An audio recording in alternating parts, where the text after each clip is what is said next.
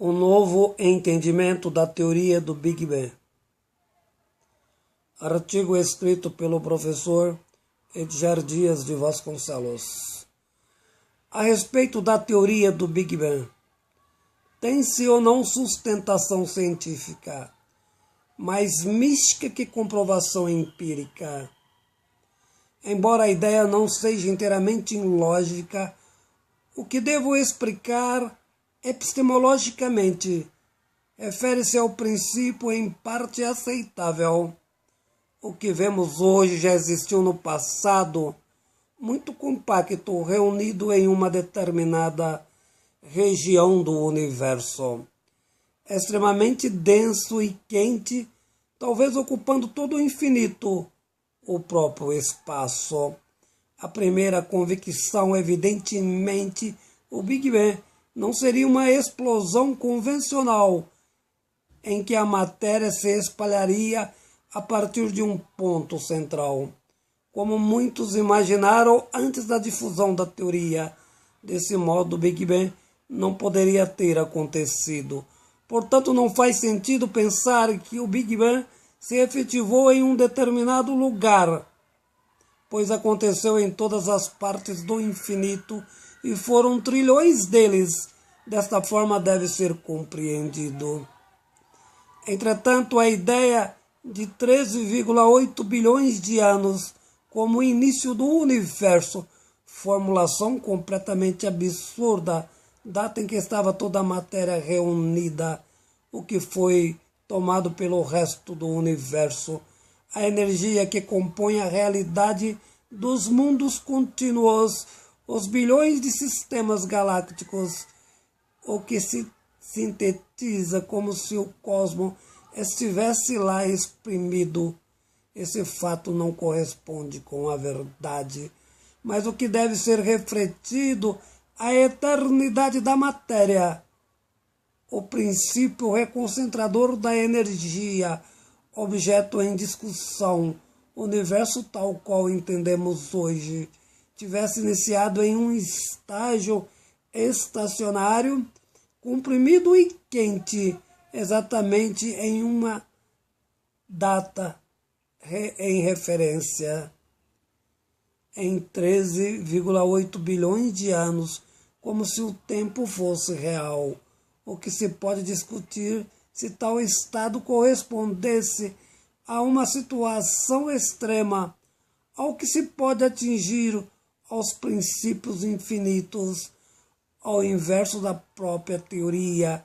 O que havia antes como o universo poderia ser constituído, condição extrema, entendida como singularidade, um começo antes da própria energia concentrada. Desse modo, com efeito, o Big Bang seria um mito da criação, semelhante à mitologia bíblica. Primeiro, não existe prova empírica demonstrável cientificamente que tal fato tenha acontecido. Muito provavelmente, o grande erro da teoria do Big Bang não poderia ser o começo, pois não existe começo para o tempo. O que há é exatamente a continuidade.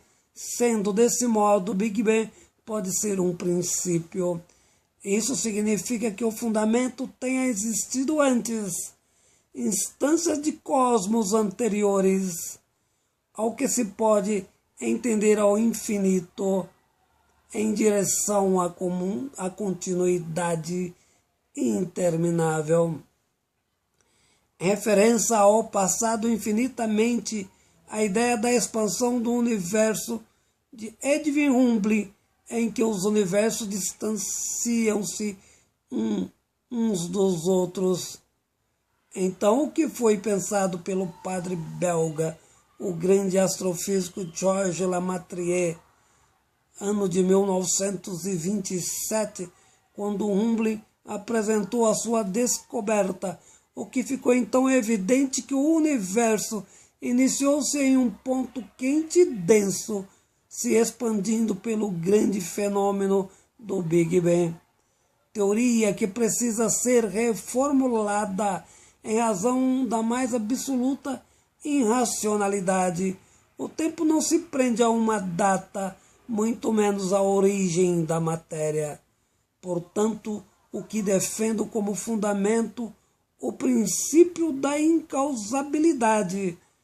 A matéria surgiu do vazio, não teve começo, como não haverá meio ou fim. Apenas uma interminável continuidade, como é explicável a teoria da incausabilidade, teoria formulada por mim. O infinito é infinito em todas as direções, composto pelo vazio, desértico e frio, do mesmo modo escuro. Tais condições criaram pelo frio o gelo, em um tempo imemoriável, antes aos 13,8 bilhões de anos.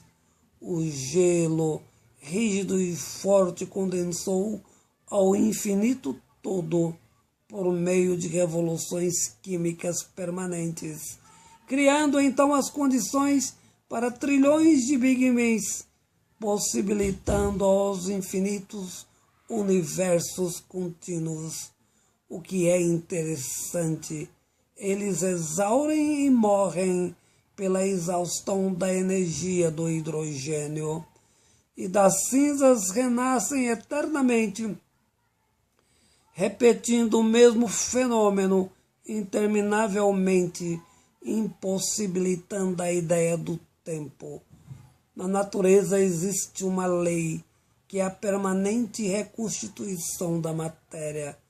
Processa-se por um mecanismo entrópico, a destruição do antagonismo, a recomposição contínua do mesmo, uma espécie da dialética hegeliana aplicada ao materialismo, a morte e ressurreição permanente da matéria, jamais do espírito, pois o mesmo é apenas um fenômeno da linguagem.